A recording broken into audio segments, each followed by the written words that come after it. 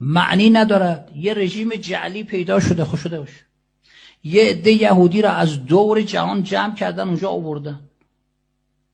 این معنا ندارد که من میخوام با اینا بجنگم. اومده من از خونه زندگی بیرون کرده، خیلی خوب.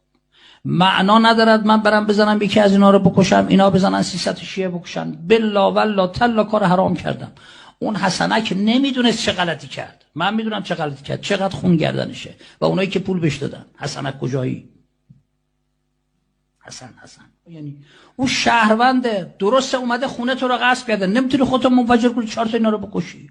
این شاید عملیات ارهابی. کجا شهید؟ برو بند خدا، کجا شهید شدی؟ حرامه.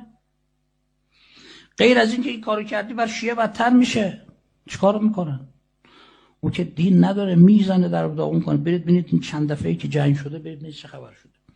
پولاش هم از جای دیگه داره میره، من شما هم بدبخت و بدبخت‌تر میشیم. فلانی گفته 2 تا زن داره، من میدونم. آقازاده‌هاش هم هر کدومشون یه جایی رئیسن. بچهای خودش بفرسته بره فلسطین عملیات شهادت طلبانه بود. چه بچه‌ها خودشون نمیفرسته؟ چرا بچهای خودش برای دفاع نمیفرسته از اونجا؟ اینجا نسته هورت میده که برید، خودت برو. به ملا گفتن که میای بریم برای دفاع. کجا؟ گفتن فلان جا. گفت برای چی؟ مگه چه خبره؟ گفتن مجتهد